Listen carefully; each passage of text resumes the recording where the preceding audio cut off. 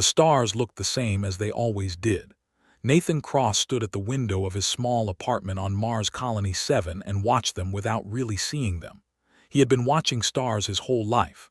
First as a kid in New York, then as a cadet at the Space Academy, and now as captain of Earth's Defense Fleet. But tonight the stars felt different. Maybe because he knew what was coming. His phone buzzed. It was a message from Admiral Vincent Hayes. The old man never slept these days. The message was short and simple. It said to report to the Meridian immediately.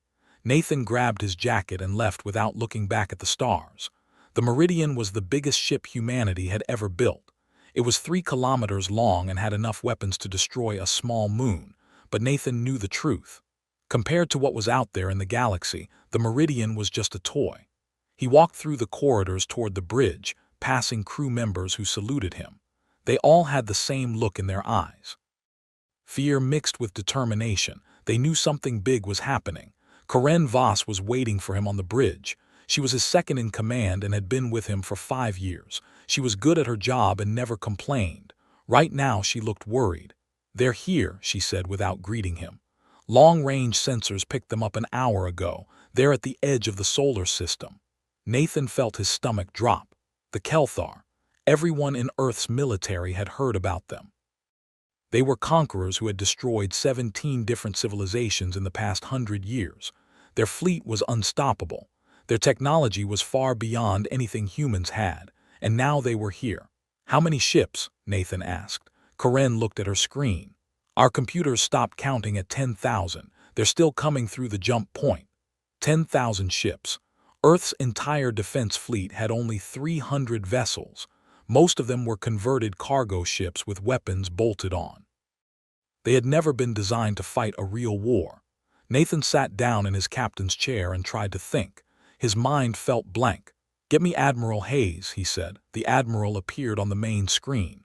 Vincent Hayes was 70 years old but looked older. He had gray hair and deep lines on his face. He had spent his entire career preparing for this moment. Nathan hoped the old man had a plan. "Nathan," Hayes said. His voice was calm, too calm. "I need you to listen carefully. What I'm about to tell you is classified at the highest level. Only 5 people in the entire solar system know about this." Nathan leaned forward. "I'm listening. 70 years ago, when we first made contact with the Talnish traders, we learned the truth about our place in the galaxy," Hayes began. "We learned that we were primitive, that our technology was hundreds of years behind everyone else, that we were weak and alone. Most people saw this as a disaster, but a few people saw it differently. They saw it as an opportunity." The Admiral paused. On the tactical display behind him, Nathan could see the Kelthar fleet growing larger. More ships kept appearing from the jump point like insects pouring out of a hole.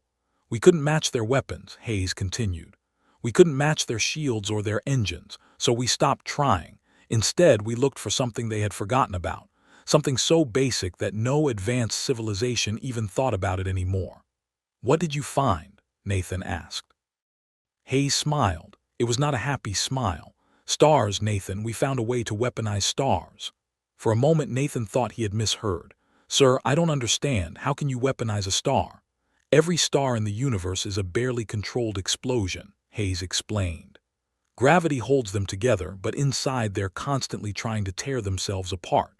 The magnetic fields, the fusion reactions, the plasma currents, they're all in a delicate balance. Dr. Lisa Morgan discovered that if you manipulate the magnetic field in just the right way, you can break that balance. You can force a star to release energy in ways it was never meant to." Nathan felt cold.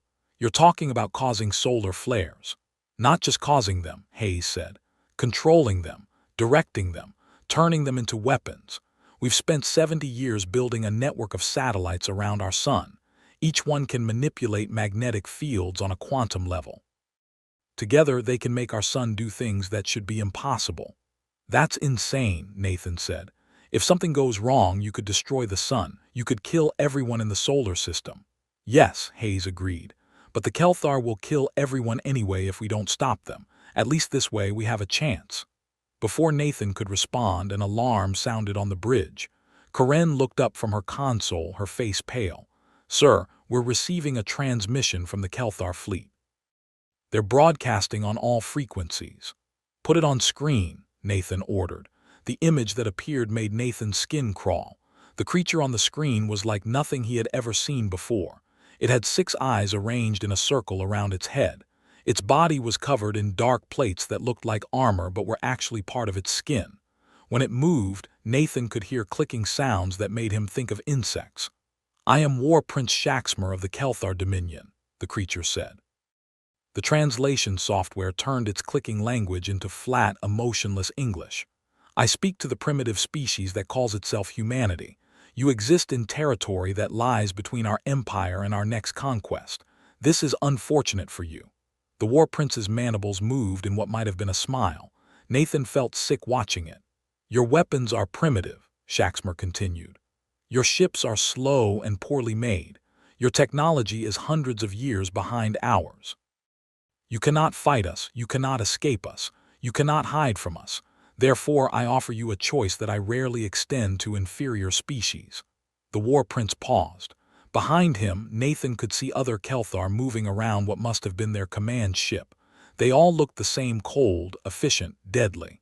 "Surrender immediately," Shaxmer said. "Evacuate your military vessels and prepare to accept Dominion rule. If you do this within the next standard cycle, we will only exterminate 90% of your population. The remaining 10% will serve as workers in our empire. They will live as slaves, but they will live. This is more mercy than we usually show." Nathan felt rage building in his chest. He wanted to scream at the screen to tell this creature exactly what humans thought of its mercy, but he kept his voice level. "And if we refuse?" he asked. Shaxmer's eyes focused on Nathan.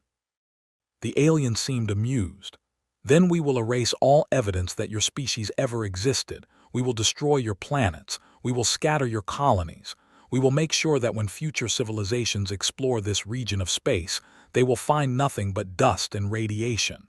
Your history, your culture, your very name will be forgotten. You will become less than nothing. You have one of your hours to decide," the War Prince added. "Choose wisely, primitives. Though I suspect creatures as backward as you lack the intelligence to make the correct choice." The screen went dark. For a moment, nobody on the bridge spoke.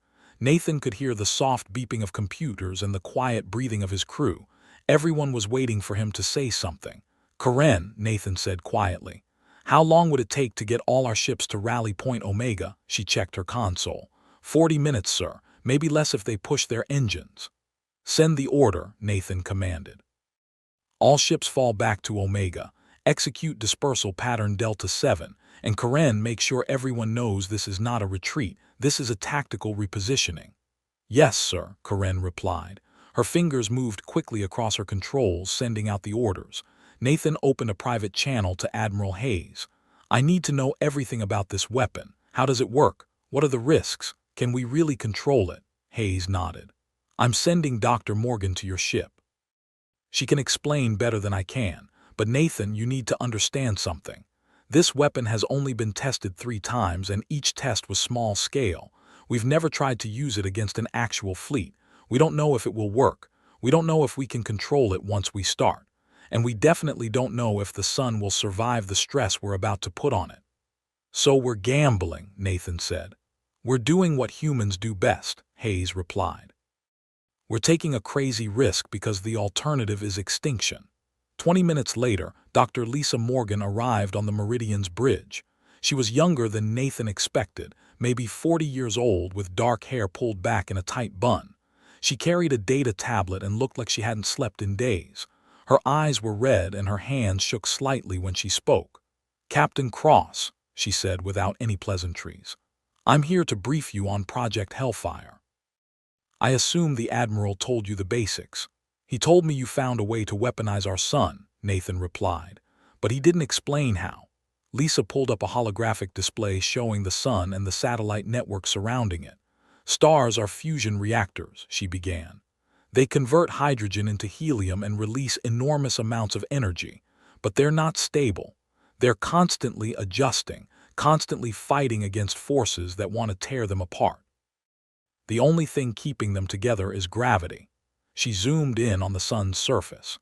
Nathan could see the churning plasma and the massive magnetic loops that arced across the surface. "Every star has a magnetic field," Lisa continued. This field is created by the movement of plasma inside the star. Under normal conditions, this field is relatively stable, but if you introduce external magnetic forces at specific frequencies, you can disrupt that stability.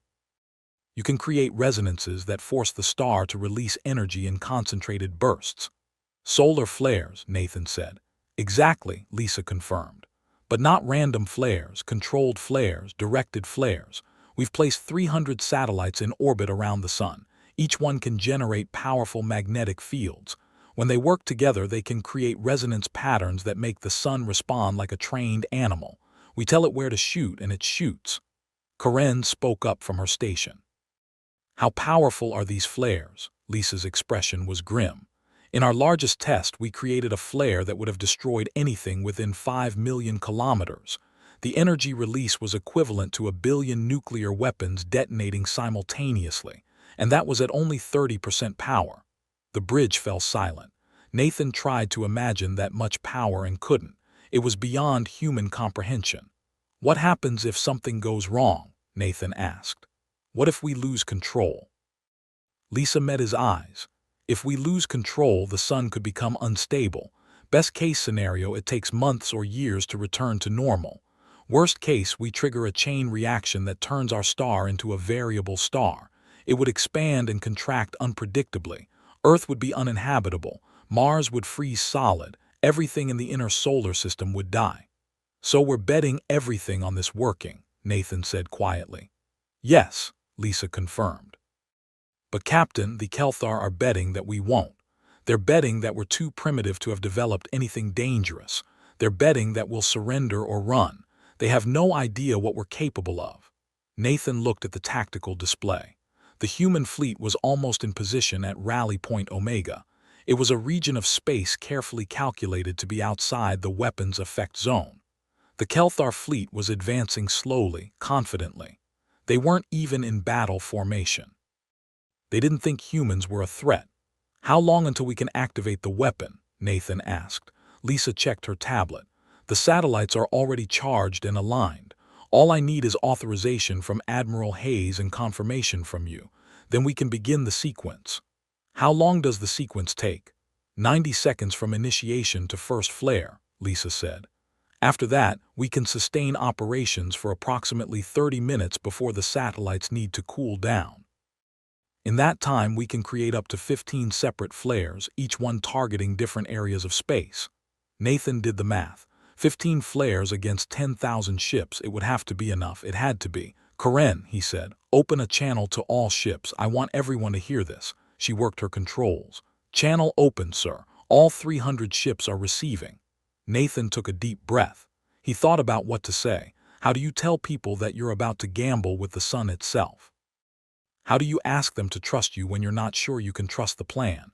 This is Captain Nathan Cross, he began.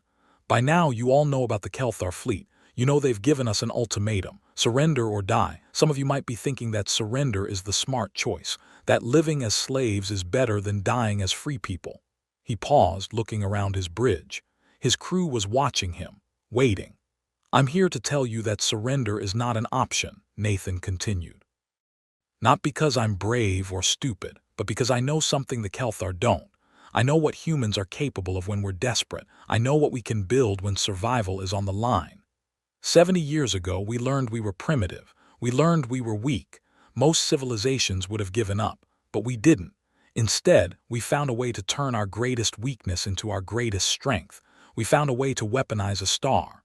He could hear gasps over the open channel. Nobody except the highest levels of command had known about Project Hellfire. In a few minutes, we're going to show the Kelthar what happens when you threaten humanity with extinction, Nathan said. We're going to show them that primitive doesn't mean helpless. We're going to show them that humans don't fight fair, we fight to win. And if that means turning our own sun into a weapon, then that's exactly what we'll do. I won't lie to you. This is dangerous. If something goes wrong, we could destroy ourselves. But I'd rather die trying to save humanity than live as a slave to creatures who think we're nothing. So here's what I need from all of you. Hold your positions, trust the plan. And when this is over, when we've driven these invaders from our home, remember this day. Remember that humanity survived because we were willing to risk everything. He closed the channel. For a moment, there was silence. Then Karen's console lit up with incoming messages. Hundreds of them from every ship in the fleet. "Sir," Karen said, her voice thick with emotion, "every ship is reporting ready, they're with you." Nathan nodded. He opened a private channel to Admiral Hayes. "This is Captain Cross requesting authorization to activate Project Hellfire." Hayes appeared on his screen. The old admiral looked tired but determined. "Authorization granted, Captain. Give them hell." Nathan turned to Lisa. "Doctor, you may begin the sequence." Lisa's hands moved across her tablet. "Initiating magnetic resonance sequence. All satellites responding. Power levels at 100%. Chromospheric alignment confirmed. Target vectors calculated. We have lock on the primary Kelthar formation." She looked up at Nathan. 90 seconds to first flare. Captain, once we start this, there's no going back." "I understand," Nathan said. "Proceed." The bridge lights dimmed slightly as power was redirected to the weapon systems. On the main display, Nathan watched the sun. It looked normal, peaceful, beautiful. It was hard to believe that in a few seconds it would become the most deadly weapon in human history. The Kelthar fleet continued its advance. They had entered the inner solar system now, their ships spreading out in loose formation. They still weren't taking humans seriously. They thought this would be easy. 60 seconds, Lisa announced. Her voice was steady, but Nathan could see sweat on her forehead. Nathan's hands gripped the arms of his chair. He thought about Earth, about the billions of people who had no idea what was happening right now, about the children playing in parks and the families eating dinner and the old people watching the sunset. All of them trusting that someone would protect them. All of them depending on him to make the right choice. 30 seconds, Lisa said. Magnetic field harmonics stabilizing. Resonance frequency locked. All systems nominal. Karen was monitoring the Kelthar fleet. "Sir, they're still advancing, no change in formation. They have no idea what's coming." Good, Nathan thought. Let them be surprised. Let them learn what it feels like to underestimate humanity. 10 seconds, Lisa counted down. 9, 8, 7. Nathan found himself holding his breath. The entire bridge was silent except for Lisa's voice. 3, 2, 1, initiation. For a moment, nothing happened. Then every sensor on the ship went crazy. Alarms started blaring. The lights flickered. Karen's console exploded with warnings and alerts. "What's happening?" Nathan demanded. Lisa was staring at her screen, her eyes wide. "The sun. Oh my God, the sun is responding." On the main display, Nathan watched in horror and awe as the surface of the sun began to change. A massive disturbance was forming, growing larger by the second. It looked like the sun was being pulled in one direction, like an enormous wave building on the surface of an ocean. "Magnetic field strength increasing," Lisa reported, her voice shaking. "Plasma temperature rising, chromospheric pressure building. This is beyond anything we saw in the tests. The sun is responding much more powerfully than predicted." "Can you control it?" Nathan asked urgently. "I think so," Lisa said. "The satellites are holding. The resonance is stable. But Captain, the energy level is enormous. When this releases, it's going to be much stronger than we calculated." Karen's voice cut through the chaos. "Sir, the Kelthar are detecting the disturbance. They're sending out alerts. Some ships are beginning evasive maneuvers." Too late, Nathan thought. You're already too late. The wave on the sun's surface grew higher. It was like watching a mountain rise out of the ocean. Plasma arced thousands of kilometers into space, held together by magnetic forces that should not exist in nature. "Flare release in 5 seconds, Lisa announced. 4, 3, 2, 1, release." The sun screamed. It was not a sound, not in the way humans understood sound, but every instrument on every ship registered it. A fundamental change in the electromagnetic spectrum, a pulse of energy so powerful that it made space itself ripple. The solar flare erupted from the sun's surface like a spear of fire, but it was not a natural flare. This was focused, directed, controlled. The satellite network guided it like a laser beam, concentrating billions of tons of plasma into a column only a few thousand kilometers wide. It crossed the distance to the Kelthar fleet in seconds. The first wave of alien ships never had a chance. Their shields were designed to stop particle beams and projectiles. They were useless against the focused fury of a star. 2,000 ships became vapor in the time it took Nathan to draw breath. They simply ceased to exist. One moment they were there, the next moment there was nothing but expanding clouds of ionized gas. The Meridian's bridge was completely silent. Everyone was staring at the tactical display in shock. 2,000 ships, gone just like that. Sweet Jesus, Karen whispered. Lisa was working frantically at her console, adjusting resonance frequency for second flare, retargeting. The Kelthar ships are scattering, but the satellite network can track them. Give me 20 seconds. Nathan forced himself to think. Karen, get me that transmission from the Kelthar flagship. I want to talk to War Prince Shaxmer. It took a moment for the connection to establish. When it did, the image that appeared on the screen was very different from before. Shaxmer's command bridge was damaged. Smoke filled the air. Sparks flew from broken equipment. And the War Prince himself looked terrified. One of his 6 eyes had gone dark. His armor was scorched and cracked. When he spoke, his voice had lost all its arrogance. What are you? Shaxmer demanded. What have you done? This is impossible. No species has ever weaponized a star. It cannot be done. It should not be possible. Nathan leaned forward in his chair. When he spoke, his voice was cold. You called us primitives. You threatened to kill 90% of our people and enslave the rest. You said you would erase all memory of humanity from the galaxy. Did you really think we would just accept that? This is madness, the War Prince said. His mandibles were clicking rapidly. Nathan realized the alien was actually scared. You have destabilized your own star. Do you not understand the risk? One miscalculation and you will destroy your entire solar system. We understand perfectly, Nathan replied. That's what makes us dangerous. We're willing to risk our own destruction to stop you. You wanted to know what makes humans different from all the other species you've conquered. This is it. We don't surrender, we don't run. And when someone threatens our home, we fight with everything we have, even if that means turning our son into a weapon. Lisa's voice interrupted. Second flare ready, Captain. Nathan kept his eyes on Shaxmer. You have a choice, War Prince. You can order your fleet to retreat right now. Jump back to wherever you came from and never return. Or you can stay here and learn exactly how much firepower a desperate species can unleash. Fire, Nathan said quietly to Lisa. The second solar flare erupted. This one was even more powerful than the first. It carved through the Kelthar fleet's rear guard, destroying another 1,500 ships. The aliens were trying to escape now, their formation completely broken, but the flare followed them. The satellite network adjusted in real time, tracking the fleeing vessels and guiding the plasma stream to intercept them. Shaxmer watched in horror as more of his fleet died. His mandibles had stopped moving. He just stared at the screen, looking at Nathan like he was seeing a nightmare come to life. Retreat, the War Prince finally whispered. All ships, emergency jump, scatter protocol, retreat immediately. But jumping to faster than light travel required time. The ships needed to charge their drives and calculate safe coordinates, and they didn't have time. The third flare was already building on the sun's surface. Captain, Lisa said, should I hold the next shot? Nathan thought about it.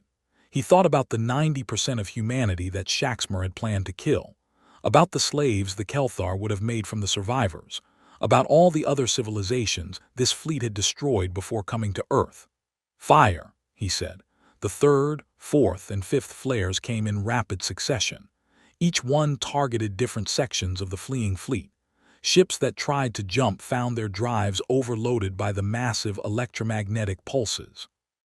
Those that tried to run on conventional engines were tracked and destroyed. The satellite network had become an all-seeing eye, and the sun had become its weapon. Of the 10,000 ships that had entered the solar system, fewer than 4,000 remained. And they were running in complete panic now, jumping blindly to any coordinates that might save them. They didn't care about formation or tactics or strategy. They just wanted to escape. Doctor, Nathan said quietly. That's enough. Stand down. Lisa looked up from her console. Sir, we still have satellite power for at least 10 more flares. We could destroy the entire fleet. I know, Nathan replied, but we've made our point. Let them go. Let them spread the word about what happened here. Let every civilization in the galaxy know that humanity is not to be threatened. Lisa nodded and began the shutdown sequence. The solar flares subsided. The sun's surface slowly returned to normal. Within minutes, it looked just like it always had, peaceful, beautiful, as if nothing had happened, but everyone who had witnessed the battle knew the truth. The sun would never look the same again. It was no longer just a source of light and warmth, it was a weapon, and humanity had shown they were willing to use it. The last of the Kelthar ships vanished into jump space. The solar system was quiet again. On the Meridian's bridge, nobody spoke. They were all trying to process what they had just done, what they had just witnessed. Finally, Karen broke the silence. "Captain, we're receiving messages from all over the fleet. They want to know what happens next." Nathan took a deep breath. "Tell them to hold position for now. We need to make sure the sun is stable. We need to verify that we didn't cause any permanent damage. And then we need to figure out what kind of galaxy we just created." He looked at the tactical display. 6,000 Kelthar ships destroyed. It was the largest military defeat in recorded galactic history. The news would spread fast. Within days, every civilization would know what had happened at Sol. They would know that the primitive humans had done the impossible. Admiral Hayes appeared on the screen. The old man looked exhausted but relieved. "Well done, Captain. You saved humanity. You saved Earth. You saved everyone." Nathan didn't feel like celebrating. "At what cost, sir? We gambled with our own son. We could have destroyed everything we were trying to save." "But we didn't," Hayes replied. "We took a terrible risk and it paid off. Now the galaxy knows what we're capable of. They know we're not primitive. They know we're not weak. They know that if you threaten humanity, we will respond with force that makes gods weep." Nathan nodded slowly. The Admiral was right. Everything had changed today. Humanity's place in the galaxy had shifted in the span of 30 minutes. They were no longer the primitives begging for scraps from advanced civilizations. They were the species that could weaponize stars. The question now was what they would do with that power. Would they become conquerors like the Kelthar? Would they use their weapon to threaten and intimidate? Or would they find a better way? Nathan looked at his crew, at Karen and Lisa and all the others who had trusted him with their lives, at the 300 ships holding position around them, at Earth floating peacefully in the distance. And he made a decision. "We're going to do better," he said quietly.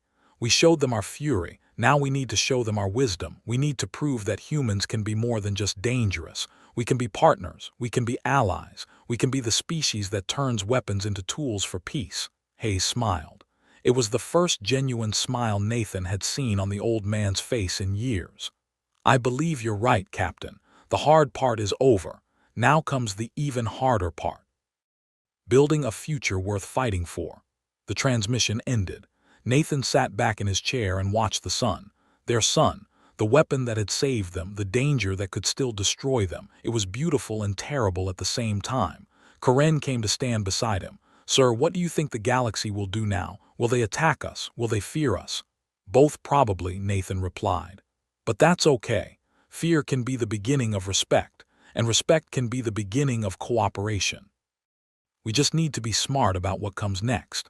He stood up and stretched. His body ached and his mind was exhausted, but there was still work to do. There would always be work to do. "All right, everyone," he said to his crew. "Let's get back to work. We have a solar system to protect and a galaxy to negotiate with. And somewhere out there, the Kelthar survivors are telling everyone they meet about what happened here today. We need to be ready for whatever comes next." The crew returned to their stations. The Meridian systems hummed back to life, and in the distance, the sun continued to shine, holding within it the secret that would change everything. Humanity had arrived on the galactic stage, not with advanced technology, not with ancient wisdom, but with the same quality that had carried them through ice ages and plagues and wars: the willingness to do whatever it took to survive, and the imagination to turn even the stars themselves into weapons. The alien fleet had mocked them, called them primitive, threatened them with extinction, and Earth had unleashed its Nova Fury in response.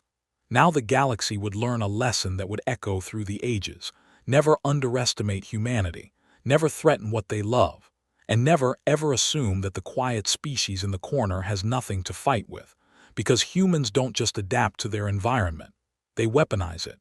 They turn it into something new and dangerous and beautiful. They turn stars into swords, and when they do, even gods take notice. The war with the Kelthar Dominion ended, but the real problems for humanity were just beginning. Nathan Cross discovered this truth while standing in the Emergency Council chamber on Mars, 3 months after the Battle of Saul. Around him sat the leaders of Earth's government, and their faces showed nothing but worry and fear. The holographic display showed star maps from across the galaxy. Red markers appeared on dozens of systems, each one representing a new crisis. Admiral Hayes stood at the center of the room, his face looking 10 years older than it had during the battle. "We won the battle," Hayes said quietly, "but we may have lost something more important, our secret." "Explain," President Helen Morris demanded. She had led Earth through the darkest days of the invasion, but now her hands shook slightly as she gripped the edge of the table. Hayes touched the display and images appeared. Ships from a dozen different alien species, all gathered around distant stars, not attacking, studying. "Every major civilization in the galaxy is trying to understand what we did," Hayes explained. "They're analyzing stellar mechanics, running simulations, attempting to recreate our weapon. Some of them are getting close, too close." Nathan felt his stomach drop. If they succeed in building their own stellar weapons, "We won't be special anymore," Dr. Lisa Morgan finished. She had flown in from Neptune Station specifically for this meeting. "Worse, we'll have armed the entire galaxy with weapons that could destroy solar systems. Stars going nova, planets burned to ash, billions dead in seconds." The room fell silent. President Morris closed her eyes for a long moment. When she opened them, Nathan saw a decision had been made. "We need to stop them," she said. "Whatever it takes." "How?" Karen Voss asked. She sat beside Nathan, her commander's insignia still shiny and new. "We can't attack every research station in the galaxy, and even if we could, that would make us the aggressors, the very thing we fought against." Lisa stood up, walking to the display. Her fingers moved through the holographic images, pulling up data streams that made Nathan's head hurt just looking at them. "There's another way," she said slowly. "We made one critical mistake when we built Project Hellfire. We assumed we were the only ones crazy enough to weaponize a star, but now everyone knows it's possible. They're going to try and some will succeed, so instead of trying to keep the secret, we give it away," Nathan finished, understanding flooding through him. "We share the technology freely." "You're insane," Morris said flatly. "That's the exact opposite of what we should do." "Is it?" Lisa challenged. "Think about it. Right now, dozens of civilizations are working in secret trying to figure out how to control stars. They'll make mistakes, dangerous mistakes. Stars will go unstable, systems will be destroyed, but if we share our knowledge, we can teach them how to do it safely. More importantly, we can build in safeguards." Hayes nodded slowly. "A galaxy-wide defense network. Every civilization with access to the technology, but only if they agree to certain rules. International treaties, verification protocols, mutual defense agreements." "Mutual assured destruction," Karen said quietly. "The old Earth doctrine from the nuclear age." "Exactly," Lisa agreed. "If everyone has the weapon, no one can use it without facing retaliation. And humanity stays relevant because we're the ones who understand the technology best. We become the teachers, the experts, the peacekeepers." Nathan looked at the president. "It's risky, but it might be our only choice." Morris was quiet for a long time. Finally, she nodded. "Make it happen. But Cross, you're going to be the one explaining this to the Galactic Council. They need to hear it from someone who's actually used the weapon." 2 weeks later, Nathan stood before the assembled representatives of 43 alien civilizations. The council chamber on Nexus Station felt impossibly large, with delegates arranged in circular tiers that rose toward a domed ceiling displaying the galaxy itself. Every eye, regardless of shape or number, was focused on him. The speaker, that being of pure energy he had met before, hummed with what might have been curiosity. "Captain Cross, you requested this emergency session. The council is listening." Nathan took a deep breath. Karen stood behind him for support, along with Lisa and a small team of human diplomats. They had rehearsed this presentation 100 times, but now that the moment had arrived, Nathan felt his carefully prepared speech dissolving in his mind. 3 months ago, humanity used a weapon unlike anything seen in galactic history," he began. "We weaponized our own star to defend against invasion. Many of you were horrified. Some of you were impressed. All of you were curious." Murmurs rippled through the chamber. Nathan pressed on. We know that dozens of your civilizations are attempting to recreate our technology. We have evidence of research stations around 7 different stars, all trying to understand stellar manipulation. Some of you are close to success, too close. A reptilian delegate hissed loudly. You dare accuse us of espionage. Your primitive species threatens the council. Not a threat, Nathan replied calmly. A warning and an offer. That got their attention. The chamber fell silent. Lisa stepped forward, activating a holographic display that filled the center of the chamber. Models of stars appeared, rotating slowly, their internal processes displayed in detail that made the alien scientists lean forward with interest. Stellar weaponization is possible, Lisa said, her voice carrying clearly through the translation systems. But it's incredibly dangerous. One mistake in frequency modulation, one error in magnetic field calculation, and you don't get a weapon. You get a star going supernova. We know this because we almost made that mistake ourselves. That caused a stir. Nathan saw several delegates exchanging glances. Our first test nearly destroyed Saul, Lisa continued. We were hours away from evacuating our entire solar system. Only through luck and desperate recalculation did we stabilize the reaction.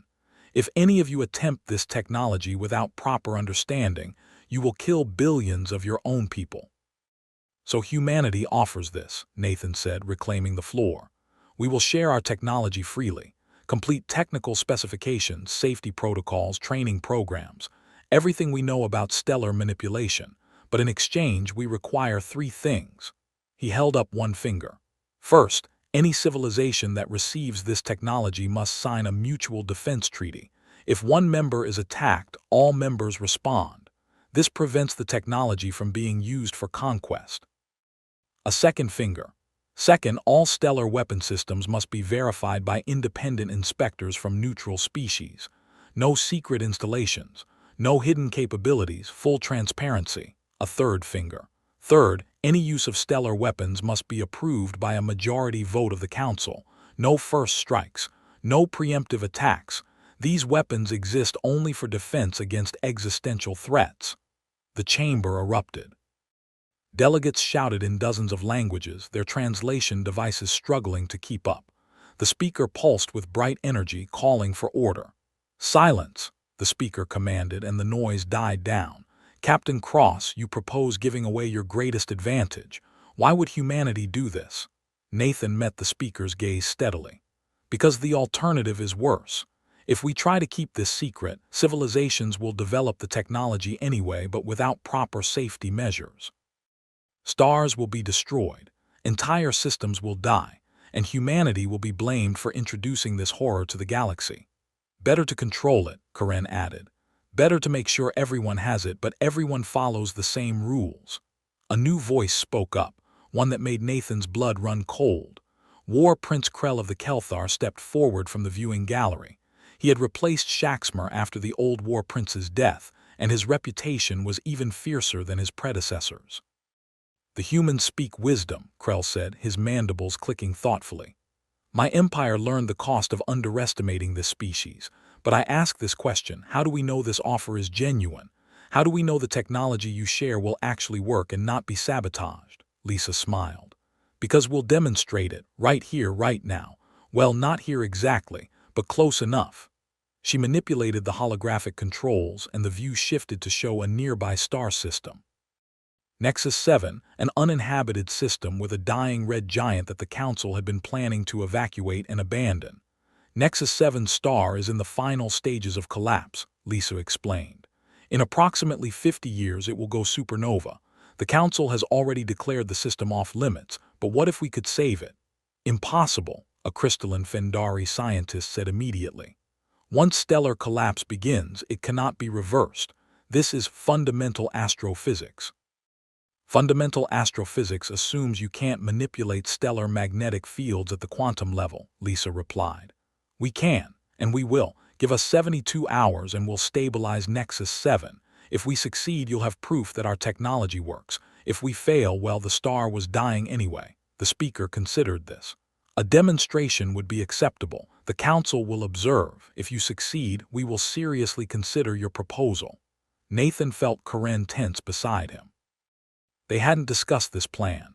Lisa was improvising, gambling everything on a technology they'd only tested once before, under completely different circumstances. But he nodded. Agreed.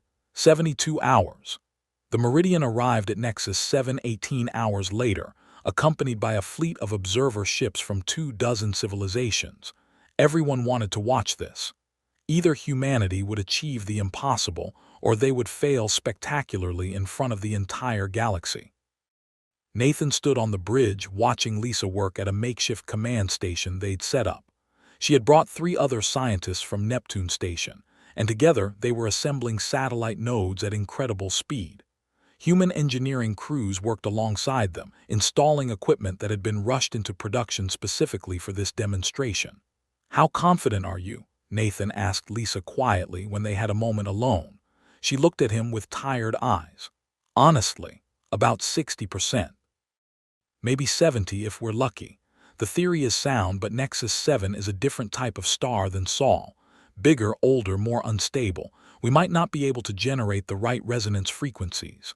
And if we fail, then the star collapses ahead of schedule and we look like idiots," Lisa said bluntly. "Or worse, we trigger an immediate supernova and everyone dies, including us." "Comforting," Nathan muttered.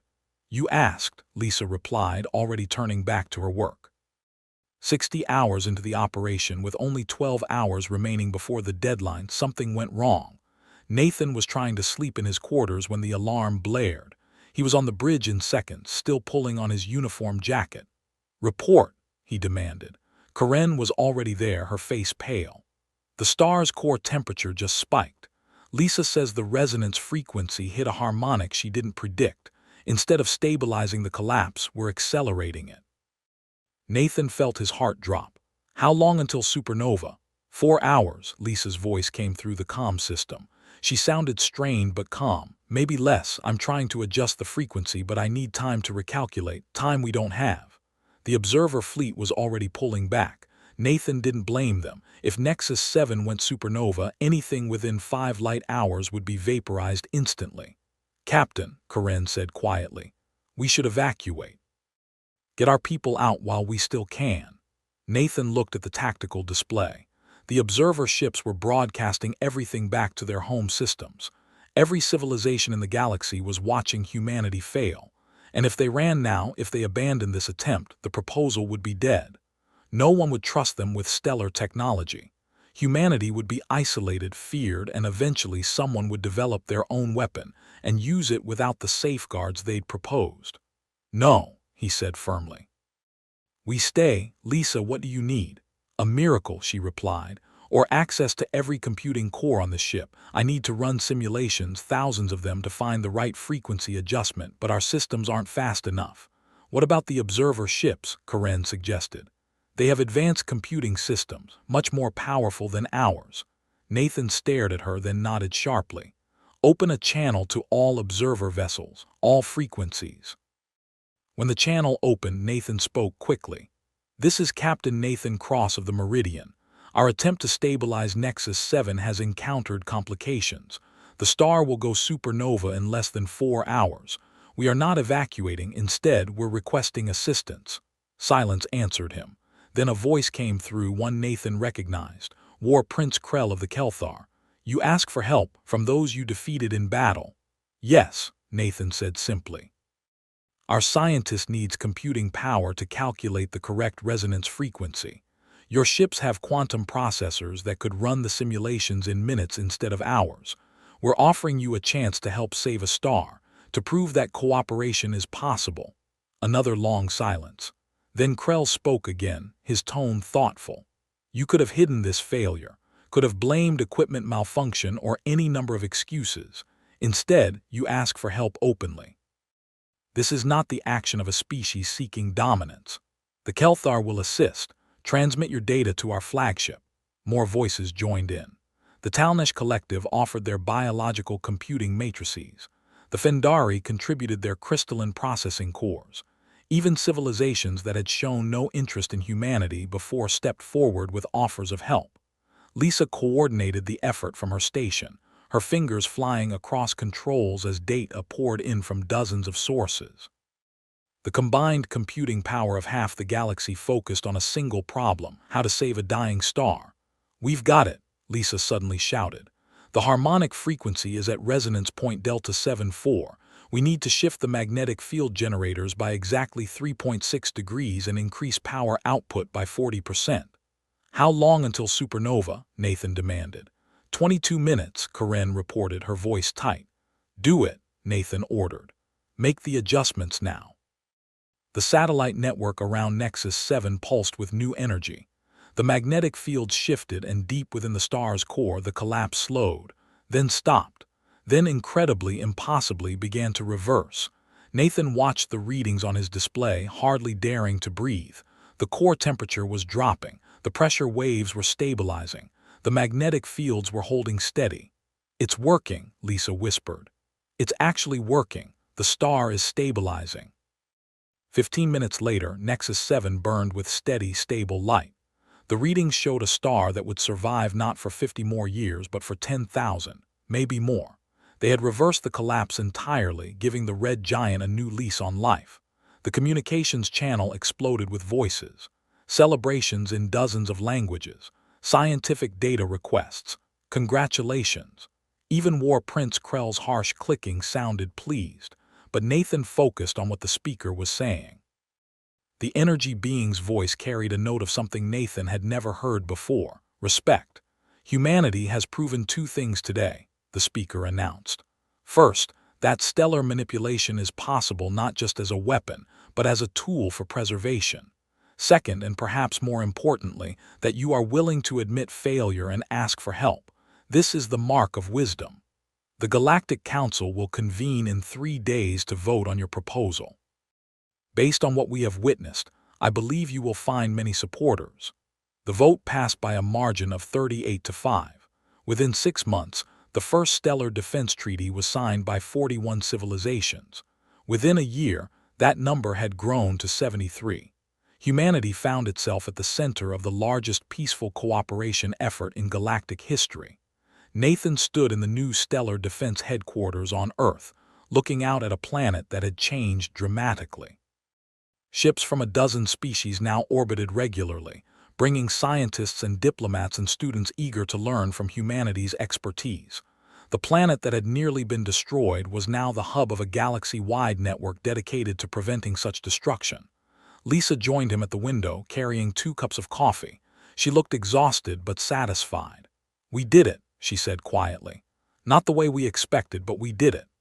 "We turned a weapon into a tool," Nathan agreed. "And we turned fear into cooperation. The Kelthar are requesting training missions," Lisa continued. "They want to learn how to stabilize stars in their territory. War Prince Krell specifically requested that you lead the first joint operation." Nathan smiled at that. "From enemies to partners, who would have thought?" "You did," Karen said, entering the room with a stack of reports. "When you refused to evacuate Nexus 7, when you asked for help instead of trying to solve it alone. That's when everything changed." "It wasn't just me," Nathan protested. "It was all of us, every civilization that contributed their computing power, every scientist who shared their knowledge. We succeeded because we worked together." "Exactly," Admiral Hayes said, joining the group. "And that's the lesson the galaxy needed to learn. Not that humanity is powerful, but that we're willing to share that power. Not that we can weaponize stars, but that we can save them." The Talnesh sent a formal apology, Karen reported, for their previous trade practices. "They're offering technology exchanges on equal terms now, fair terms. Things we couldn't have imagined 6 months ago," Lisa mused.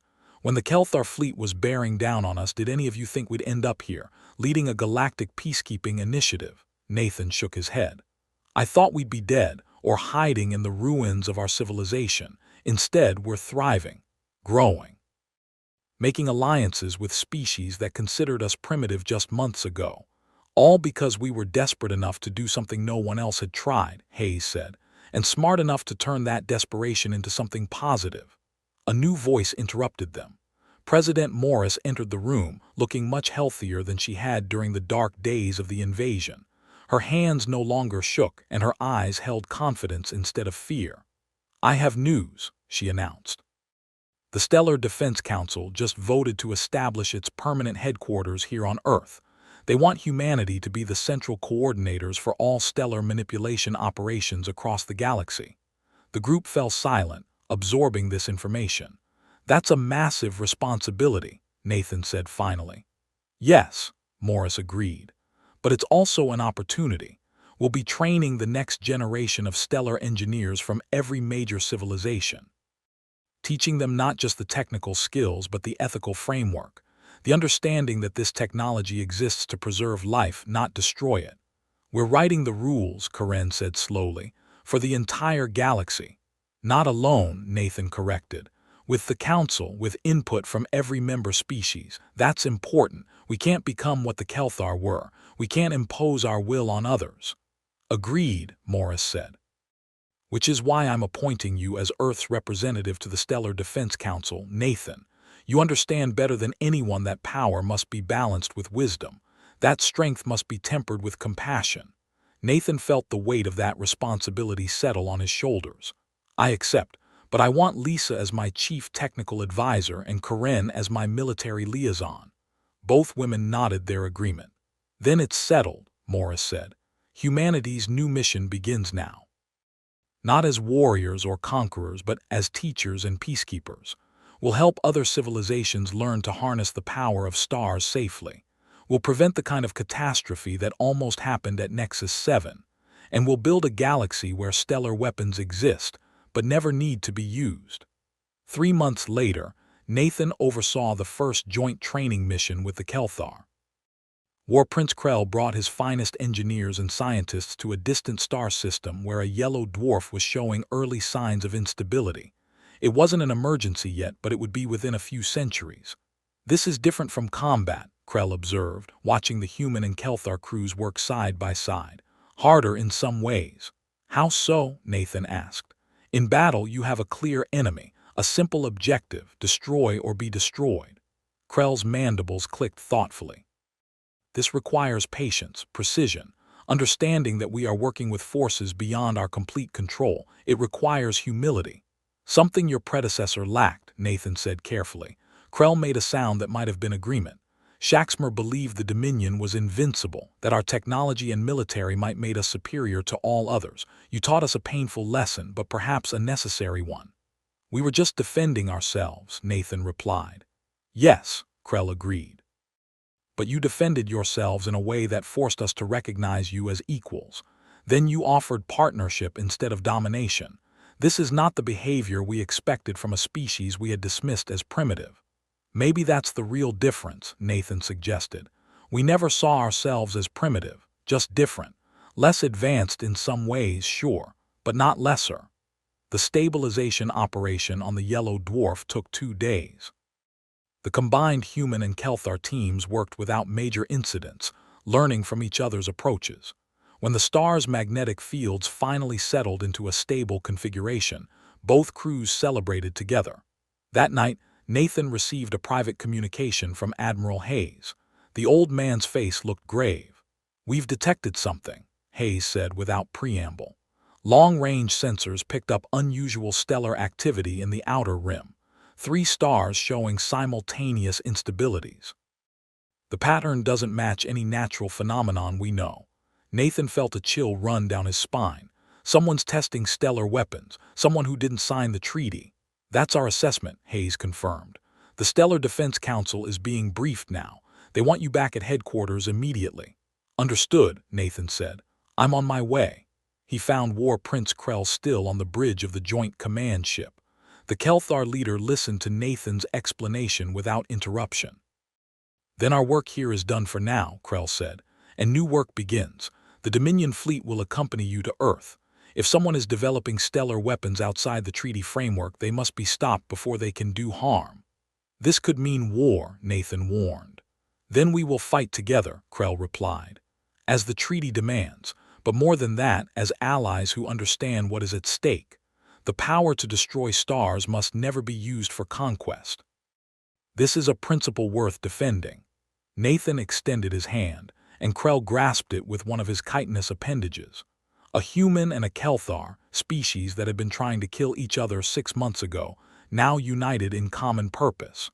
Back on Earth, the Stellar Defense Council assembled in emergency session. Representatives from 73 civilizations filled the chamber, all focused on the data streaming across the central display.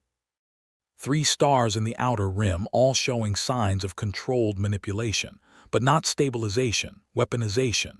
The techniques are crude, Lisa reported, analyzing the data. Whoever is doing this doesn't have our level of understanding. They're forcing the stars to react through brute electromagnetic pulses rather than precise magnetic field manipulation. Can you identify the source? The speaker asked. Not conclusively, Lisa admitted. But the equipment's signatures match technology from the Vorthal Empire. They're one of the few major civilizations that refused to sign the treaty. A murmur ran through the chamber. The Vorthal Empire was known for its aggressive expansion policies and disregard for galactic law. We should send a diplomatic mission, one delegate suggested. Attempt to persuade them to join the treaty. We should send a battle fleet, another countered. Show them that we will not tolerate violations of the treaty framework. Nathan stood and the chamber quieted. We do both, he said. I'll lead a diplomatic mission to the Vorthal home system, but I'll bring enough ships to make it clear that we're serious. Not a threat, but a demonstration of unity. Let them see that 73 civilizations stand together on this issue. And if they refuse, the speaker asked. Nathan took a deep breath. Then we invoke Article 7 of the treaty. Joint action to prevent the use of stellar weapons for aggressive purposes. We disable their research stations. Not through violence if we can avoid it, but through whatever means necessary. The vote was unanimous. Within 3 days, Nathan commanded a fleet of 200 ships from 40 different civilizations. The Meridian led the formation, but beside it flew Kelthar warships, Talnesh science vessels, Fendari cruisers, and dozens of others. As they approached Vorthal space, Nathan couldn't help but reflect on how much had changed. 6 months ago, humanity stood alone against impossible odds. Now they stood at the head of a coalition that represented most of the galaxy's civilizations, not because they were the strongest, not because they had the best technology, but because they had proven that power could be shared, that strength could be used for preservation rather than destruction, and that even former enemies could become partners in a common cause. The alien fleet had mocked them once, calling them primitives. But humanity had responded not with anger or revenge, but with a vision of what the galaxy could become. A place where the fury of stars existed not as a weapon of terror, but as a tool of protection. Where the same technology that could destroy solar systems could also save them. And in that vision, humanity had found not just survival but purpose, not just power but responsibility, not just fear from others but respect. The stars still burned with terrible fury, but now that fury served a higher purpose. The defense of all life, guided by wisdom earned through desperation and tempered by the choice to build rather than destroy. That was humanity's true weapon. Not the ability to weaponize stars, but the imagination to see beyond violence to cooperation. The courage to share power rather than hoard it. And the wisdom to understand that true strength came not from standing alone, but from standing together.